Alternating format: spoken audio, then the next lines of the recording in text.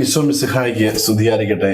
ഈശോയിൽ ഏറ്റവും സ്നേഹം നിറഞ്ഞ പ്രിയ മാതാപിതാക്കളെ, അനുഗ്രഹ പ്രാർത്ഥന. മക്കളെ അനുഗ്രഹിച്ച് പ്രാർത്ഥിക്കുന്ന ബെൻഡിറ്റ് പ്രയർ. ഈ പ്രാർത്ഥനാ ശുശ്രൂഷ 17-ാം ദിവസം ഇന്ന് ഈ പ്രഭാതത്തിൽ മക്കളെ അനുഗ്രഹിച്ച് പ്രാർത്ഥിക്കുന്ന വചനം പുറപ്പാടിന്റെ പുസ്തകം 4-ാം അധ്യായം 11-ാം വചനം. മോശ കർത്താവിനോട് ചോദിക്കുന്ന ഒരു കാര്യമുണ്ട്. എനിക്ക് സംസാരിക്കുവാൻ ശക്തിയില്ലാത്തവനാണ്, വൈകല്യമുള്ളവനാണ് എന്ന് കർത്താവിനോട് മോശ പറയുമ്പോൾ തിരിച്ചു കർത്താവ് അനുഗ്രഹിച്ച് പറയുന്ന വചനമാണ് നമ്മൾ കാണുക. കർത്താവ് അവനോട് ചോദിക്കുന്നുണ്ട്, ആരാണ് മനുഷ്യന് സംസാര ശക്തി നൽകിയത്? അപ്പോൾ ദൈവമായ കർത്താവാണ് സംസാര ശക്തി നൽകുന്നത് എന്ന് അവിടെ വചനത്തിൽ നമ്മൾ കാണുന്നു.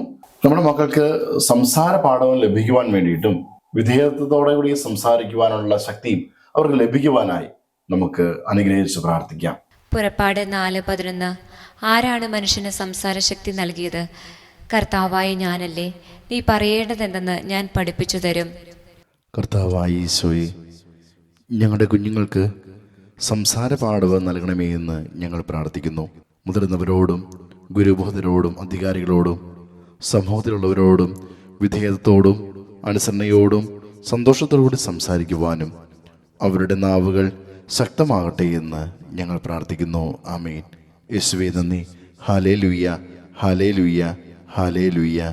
ഈശോയെ, പ്രിയപ്പെട്ട സഹോദരങ്ങളെ, ഈ സമയം നമ്മുടെ മക്കളെ അവരുടെ പേര് പറഞ്ഞ് നമുക്ക് പ്രാർത്ഥിക്കാം. കർത്താവായ ഈശോയോടുള്ള പ്രതിഷ്ഠാ ജപം ചൊല്ലി നമ്മുടെ മക്കളെ ഈശോയുടെ തിരുഹൃദയത്തിന് നമുക്ക് പ്രതിഷ്ഠിക്കാം.